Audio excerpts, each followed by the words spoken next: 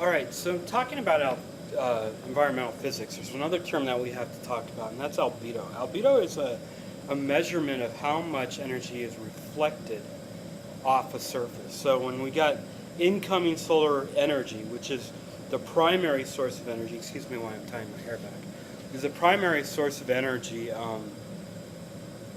for the Earth. I mean, with the exception of nuclear energy, we're talking about uranium and those sort of materials, solar energy provides almost the entire breadth of energy that we experience. So, I mean, the formation of coal is nothing more, coal and oil for that matter, all your fossil fuels are basically, you know, ancient sunlight being stored by algae that's, you know, eventually died off and has been compressed and experienced high levels of heat, and that's where we're getting our coal from. But it is from sunlight. It's just an ancient source of sunlight that we've had, you know, stored in our Earth for so long. It's also an ancient source of carbon that we've managed millions of years ago to remove from the atmosphere and bury under the Earth, and now we're re-releasing that back into the atmosphere.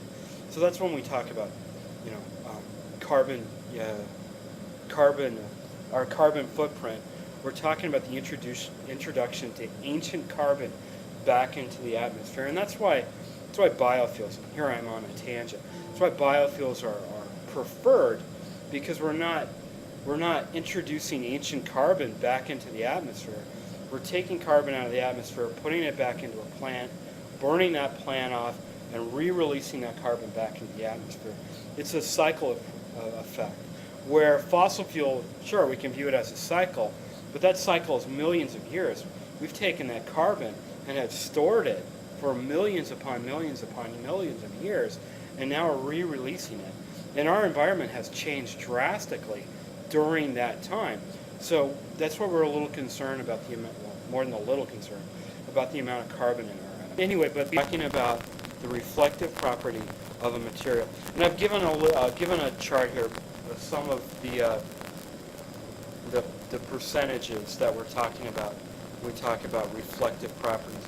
The first one is the ocean. The ocean reflects 10% of the amount of solar energy that strikes it. So when light hits the ocean, 10% of that solar energy is reflected back into space. Well, depending on your greenhouse gases are coming out. 10% of it is reflected back. It's not put into our environment. Okay, so 90% of the energy is used to heat up the ocean. The remaining 10% is then liberated.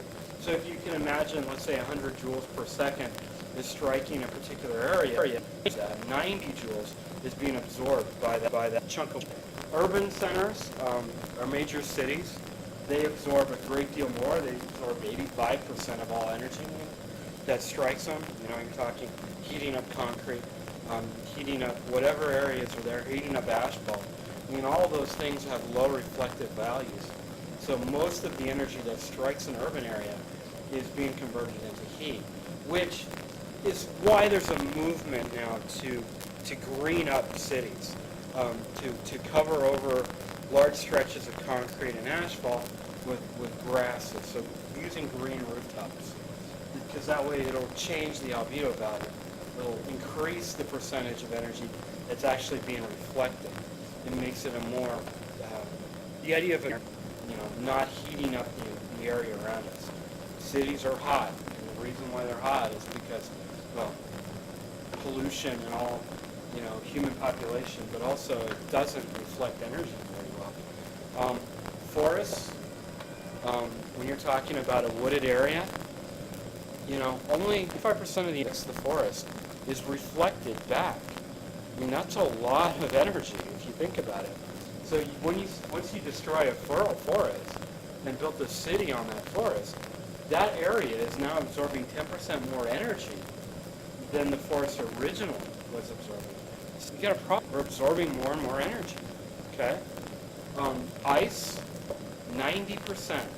90% of the energy that strikes ice flows, is reflect. Just waiting for my video because it's going crazy right now. I think it's fixed. Okay, so melting of the polar ice caps is concerning. Between the ocean water and ice, we're going to be absorbing 80% more energy into the oceans if we melt the caps. We're getting the same amount of energy to strike the Earth, but only 10% is staying with us. This heating up the ice is going to be absorbing 80% more energy. Not necessarily a good thing. And the last value is the value for our planet. Our planet is about 30% or 31% reflective. Of all this, the planet, only about 70% is actually absorbed. Now, the polar stretches of forest certainly help. Especially if it's a light sand desert, if it's a dark sand desert, it's a little bit different. So those reflecting light back into space, where we're ending up with this 30% is being reflected because of large patches of forest and ice, where the ocean itself is absorbing a tremendous amount of energy. All right, so really quick, that's albedo. Of a surface is how reflective it is to energy. So a 0.1 is 10%. So that means 10% of the energy is reflected.